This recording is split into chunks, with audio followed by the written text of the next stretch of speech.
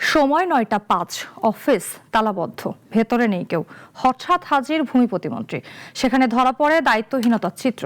সিদ্ধিরগঞ্জ ভূমি অফিসে কি দেখলেন ভূমি প্রতিমন্ত্রী, কি ব্যবস্থা নিলেন? মোহাম্মদ কামাল হোসেনের তথ্যচিত্রের ডেস্ক রিপোর্টে দেখুন বিস্তারিত।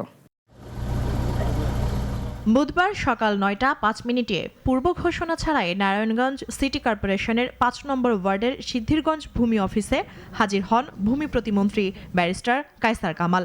সেখানে গিয়ে দেখেন সরকারি নির্ধারিত সময় পেরিয়ে গেলেও অফিস তালাবদ্ধ, ভেতরে বাইরে কোথাও নেই কোনো কর্মকর্তা কর্মচারী। প্রত্যক্ষদর্শীরা জানান প্রায় ৩০ মিনিট অপেক্ষা করেন প্রতিমন্ত্রী। পরে একজন এসে কার্যালয়ের তালা খুলে দিলে তিনি ভেতরে প্রবেশ করেন। তখনও দায়িত্বপ্রাপ্ত কর্মকর্তাদের কাউকেই দেখা যায়নি। হঠাৎ এই পরিদর্শনে কার্যত অপ্রস্তুত ধরা পড়ে অফিস প্রশাসন। আমরা যে এলাকার মানুষ কোনো বিপদ গণ্য করা না।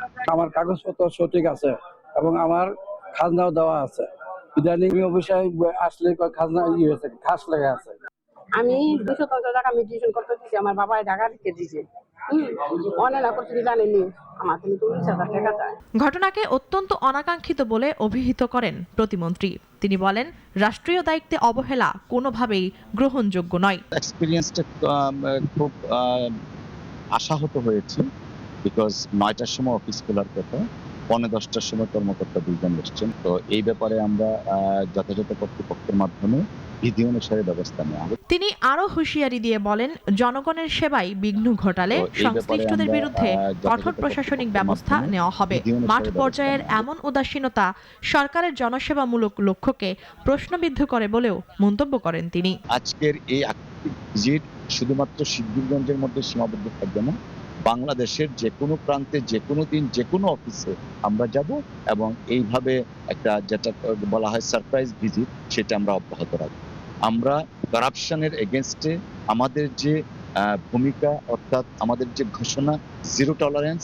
অবশ্য অপ্রস্তুত হলেও এ নিয়ে ভূমি কর্মকর্তা নিজের মতো করে দায় সারা ব্যাখ্যা দিয়েছেন। আমি আসার পর থেকে চেষ্টা করছি একটি বর্তমান অবস্থায় এই অভিযোগের ব্যর্থ, যেমন রাত্রে 12টা 11টা অফিস করছে, আমি এটা জীবনে কোনোদিন করি না। আমি সন্ধ্যা হয় সবসময় জায়গায়, কিন্তু এটা আগে নাকি ছিল। আমি এসেছি। সরকারি দপ্তরের সময়ানুবর্তিতা ও জবাবদিহিতা নিয়ে নতুন করে প্রশ্ন তুলেছে জনগণ। সংশ্লিষ্টদের বিরুদ্ধে কী ব্যবস্থা নেওয়া হয় সেদিকে এখন সবার নজর। মুনিয়া জুথি, নাগরিক, ঢাকা।